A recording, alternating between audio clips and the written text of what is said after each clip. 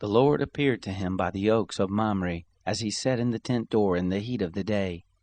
He lifted up his eyes and looked, and saw that 3 men stood opposite him. When he saw them, he ran to meet them from the tent door, and bowed himself to the earth, and said, "My Lord, if now I have found favor in your sight, please don't go away from your servant. Now let a little water be fetched, wash your feet, and rest yourselves under the tree. I will get a morsel of bread, so you can refresh your heart. After that you may go your way, now that you have come to your servant." They said, "Very well, do as you have said." Abraham hurried into the tent to Sarah and said, "Quickly make ready 3 measures of fine meal, mix it and make cakes." Abraham ran to the herd and fetched a tender and good calf and gave it to the servant. He hurried to dress it. He took butter, milk, and the calf which he had dressed, and set it before them.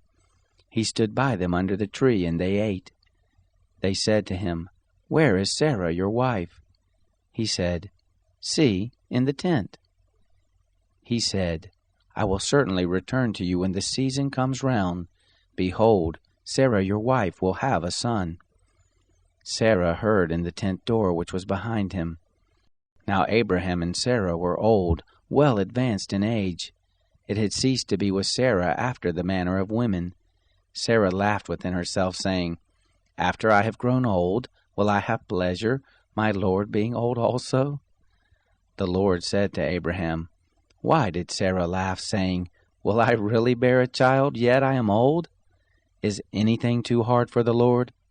At the set time I will return to you, when the season comes round, and Sarah will have a son."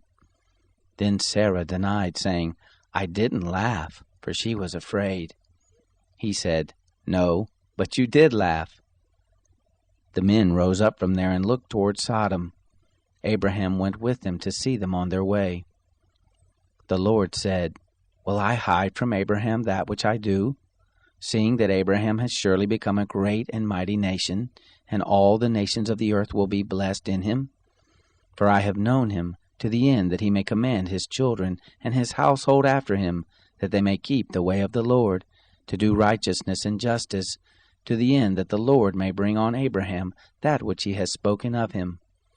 The Lord said, "Because the cry of Sodom and Gomorrah is great, and because their sin is very grievous, I will go down now and see whether they have done altogether according to the cry of it, which is come to me. If not, I will know." The men turned from there and went toward Sodom, but Abraham stood yet before the Lord. Abraham drew near and said, "Will you consume the righteous with the wicked? What if there are 50 righteous within the city? Will you consume and not spare the place for the 50 righteous who are therein? Be it far from you to do things like that, to kill the righteous with the wicked, that so the righteous should be as the wicked. May that be far from you. Shouldn't the judge of all the earth do right?" The Lord said, "If I find in Sodom 50 righteous within the city, then I will spare all the place for their sake." Abraham answered, "See now, I have taken it on myself to speak to the Lord, who am but dust and ashes. What if there lack 5 of the 50 righteous? Will you destroy all the city for lack of 5? He said, "I will not destroy it if I find 45 there." He spoke to him yet again and said, "What if there are 40 found there?" He said, "I will not do it for the 40's sake." He said, "Oh, don't let the Lord be angry, and I will speak. What if there are found 30 there?" He said, "I will not do it if I find 30 there." He said, "See now, I have taken it on myself to speak to the Lord. What if there are 20 found there?" He said, "I will not destroy it for the 20's sake." He said, "Oh, don't let the Lord be angry, and I will speak yet but this once. What if 10 are found there?" He said, "I will not destroy it for the 10's sake." The Lord went his way as soon as he had finished communing with Abraham, and Abraham returned to his place.